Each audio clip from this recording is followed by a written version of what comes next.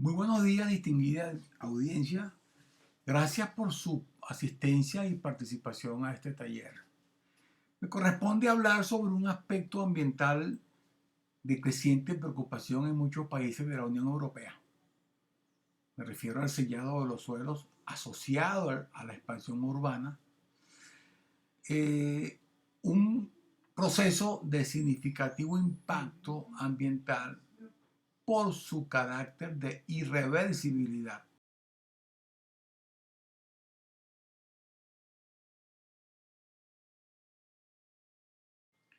Antes de entrar en materia, me gustaría mencionar algunos conceptos asociados al tema del sellado. Conceptos que son de generalizada aplicación en muchos países de la Unión Europea y que se están utilizando desde aproximadamente 10-15 años y están siendo cada vez más considerados en los procesos de ordenación del territorio y de planificación urbana. Estos conceptos son sellado de suelos, que no es más que la cobertura permanente de un área de tierra y su suelo con material artificial impermeable, tal como concreto, asfalto, edificaciones, carreteras. Yo creo que en este momento es pertinente aclarar que esta definición no es la que se ha aplicado en términos de degradación del suelo por sobremecanización asociada a las prácticas agrícolas o el concepto manejado en conservación del suelo. El otro concepto importante de tener claro es el consumo de tierra, que es el aumento de las áreas de asentamiento con el tiempo. Esto incluye el desarrollo de asentamientos dispersos en áreas rurales, incluye la expansión de áreas urbanas alrededor de un núcleo urbano e incluye la conversión de tierra dentro de una determinada área urbana. Otro concepto de utilidad es el llamado paisaje de la dispersión o la expansión urbana, que no es más que el desarrollo urbano incremental en áreas suburbanas y rurales fuera de su respectivo centro urbano, caracterizado, y este es uno de los elementos que lo tipifica, por la baja densidad de uso del suelo en esa franja urbana. Otros conceptos asociados al sellado de suelo son los sitios industriales en desuso, los brownfield sites, que son sitios abandonados y subutilizados o incluso antiguos sitios industriales o comerciales no utilizados que pueden tener problemas de contaminación reales o supuestos. Otro concepto son las áreas periurbanas, conocidas por todos, que es un espacio alrededor de las áreas urbanas que se fusiona con el paisaje rural, con el paisaje natural. Y por último está el concepto de calidad del suelo, que en este sentido es un concepto mucho más amplio, que no está dirigido a calificar una tierra por su calidad agrícola o por su calidad desde el punto de vista ingenieril, sino que es un concepto que habla de la capacidad de un suelo para sustentar ecosistemas y proveer servicios sociales. Una manera de entender y apreciar los efectos del sellado sobre el suelo pasa por conocer e internalizar la diversidad de complejas funciones ecológicas y socioambientales que realizan los suelos, que lo tipifican como un recurso vital o un patrimonio natural no renovable, eso es importante tenerlo claro, no renovable, que debe ser conservado como base para un desarrollo sustentable. Yo creo que es muy importante resaltar que al suelo no se le reconoce todo su valor ambiental, ecológico y su multifuncionalidad. El suelo ha sido más estudiado en su funcionalidad agropecuaria, forestal o de protección económica, por ejemplo, para minería. Pero el concepto de sellado del suelo ha ido migrando desde el ámbito puramente edáfico, agrícola, biogeográfico, técnico y geotécnico, para pasar a formar parte de postulados ambientales y ecológicos más amplios de carácter regional. El sellado, como consecuencia de los procesos naturales, suele ser reversible, pero el sellado asociado a los usos urbanos no lo es. ¿Cuáles son esas múltiples funciones de los suelos que se ven afectadas por el sellado? Bueno, entre tantas, una de las principales funciones de los suelos incluyen los siguientes aspectos. Regula los flujos de agua, filtra y modera el flujo de agua hacia los acuíferos, reduce la frecuencia y riesgo de inundaciones y sequías porque el suelo almacena las aguas de lluvia, secuestra dióxido de carbono, que es una de sus grandes funciones, regula muchos de los ciclos biogeoquímicos, ofrece hábitat para la biodiversidad por encima de la superficie y por debajo de la superficie del suelo, es el sustrato más común para el desarrollo agrícola y por último proporciona múltiples servicios ecológicos. Tal como lo habíamos señalado previamente, existe una gran preocupación por la dimensión espacial, geográfica, que está ocupando el sellado del suelo a nivel mundial. Existe una falta general de apreciación sobre el valor del suelo y del paisaje al cual forma parte, que no se reconoce como un recurso limitado y no renovable. Y esto se evidencia por la pérdida de suelos agrícolas, que es un proceso generalizado para dar paso a desarrollos urbanos, para dar paso a una expansión horizontal del urbanismo. Esta opinión y esta preocupación por esa dimensión espacial del sellado se ha generalizado en la Unión Europea a raíz del crecimiento sostenido de la huella urbana y del sellado como parte de esta. Y yo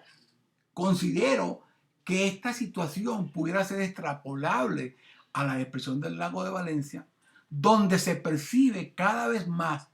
por parte de los gestores de este territorio la poca importancia que tienen los suelos y algunos elementos del paisaje natural donde ellos ejercen sus funciones. Existe un conjunto de indicadores de la huella del sellado que están mostrando convincentemente las consecuencias de la expansión urbana y del sellado de los suelos y que reflejan el proceso sostenido de crecimiento de la oferta de suelos agrícola per cápita a nivel mundial. Si bien esos indicadores son generados en el ámbito europeo, creo que deberíamos pensar en hacer un ejercicio para establecer indicadores en la depresión del lago de Valencia y puede ser que posiblemente pudiéramos descubrir datos preocupantes. Continuando entonces con estos indicadores, podemos apreciar entonces que entre el periodo 1990-2015, Europa se consideró a la región del mundo con el uso menos eficiente del suelo urbano. Aquí se observa una disparidad muy notable, que mientras la población creció un 2,4%, la expansión urbana fue del 30%. O sea, no hubo armonía entre el crecimiento de la población y el crecimiento de los ambientes urbanizados. Actualmente se estima que el 75% de la población europea vive en zonas urbanas y fue pronosticado que para el año 2020 esta población pudiera llegar a ocupar el 80%. Un aspecto importante de esos impactos no tan directos del sellado es que durante el periodo 1990-2006, 19 países miembros de la Unión Europea perdieron una capacidad de producción agrícola potencial equivalente a un total de 6,1 millones de toneladas de trigo, lo que implicó que en ese periodo hubo que importar trigo de otros países y hubo que pagar un costo mayor de ese trigo debido al proceso de importación. Bueno, continuando con estos dramáticos indicadores asociados a la expansión urbana, podemos ver entonces, de acuerdo a la FAO, que aproximadamente se sellan 17 hectáreas de suelo en todo el mundo por minuto. Se espera que las pérdidas de carbono almacenado sean 3 veces mayores en un escenario de expansión urbana en comparación con la densificación de las zonas urbanas. Claro, la construcción implica remoción de la capa superficial, eso implica liberación, o por otro lado el sellado impide también que el carbono se acumule a través de la vegetación en el suelo. Por último, en términos de cifra económica, esa degradación del suelo en la Unión Europea se ha estimado que puede costar aproximadamente hasta 56.000 millones de dólares al año. De acuerdo a cálculos realizados por nuestro compañero Jesús Viloria en el 2018-2020, la superficie sellada en la depresión del lago de Valencia representa aproximadamente el 27% de la superficie total, la cual pareciera ser significativa si consideramos que la superficie de la depresión es aproximadamente 160.000 hectáreas. La pregunta que surge es la siguiente: ¿es esta proporción del sellado influyente en la alteración del comportamiento hidrológico de la depresión, de sus condiciones climáticas y de la calidad de vida de los ambientes urbanos? Son varias las causas que tratan de explicar el incremento horizontal de la expansión urbana y en consecuencia del sellado de los suelos. Y consideramos que muchas de ellas son aplicables a la realidad de la depresión del lago de Valencia en términos de la ocupación de su territorio. Entre las causas más comunes del sellado, podemos mencionar algunas. Esta expansión urbana, primero que nada, está asociada a una expansión de asentamientos de baja densidad. Hay una expansión horizontal en la ocupación del espacio.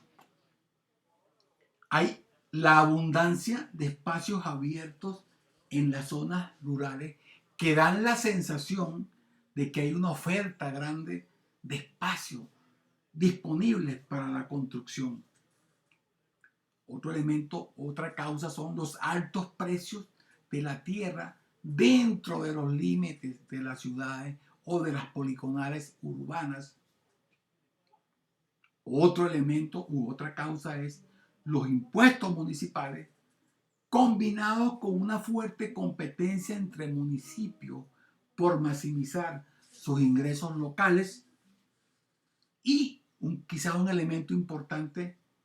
y que es uno de los que quizás más ha contribuido con la expansión urbana a través de tierras agrícolas, es que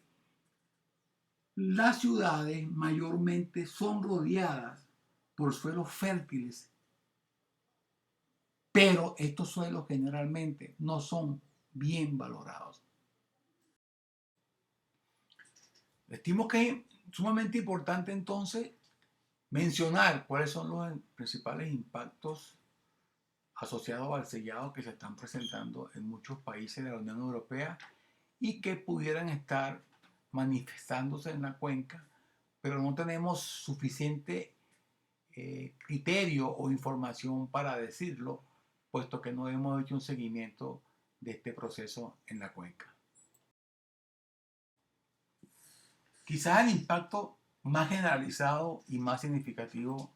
a nivel mundial y evidentemente a nivel de la cuenca o de la depresión es precisamente el consumo de tierras agrícolas para dar paso al urbanismo, lo cual está afectando entonces la producción de alimentos y está afectando consecuentemente la seguridad alimentaria. El sellado también afecta la transferencia de energía al sellar, al romper el contacto entre la superficie del suelo con la atmósfera. El sellado tiene un efecto bastante negativo en lo que tiene que ver con el movimiento de las aguas al disminuir la tasa de infiltración, al disminuir los niveles freáticos en las áreas urbanas, al aumentar la cantidad y la velocidad de la escorrentía que llega a áreas no selladas con riesgo precisamente de procesos erosivos y al aumentar precisamente entonces los riesgos de inundación. El sellado también tiene un efecto sobre la calidad de las aguas, ya que las aguas que fluyen en las superficies pavimentadas o selladas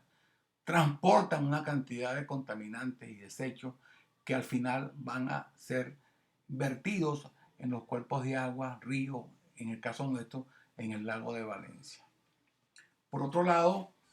la pérdida de la vegetación afecta considerablemente la evapotranspiración, afecta la humedad relativa de los entornos urbanos y en general afecta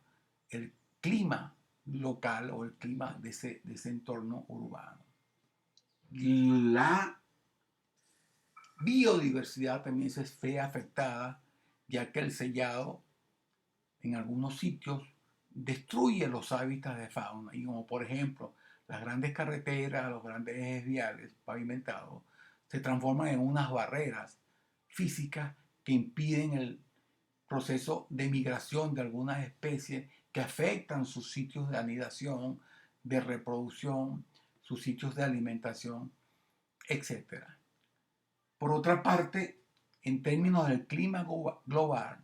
la eliminación de la capa superior del suelo y del subsuelo durante el proceso constructivo previo al sellado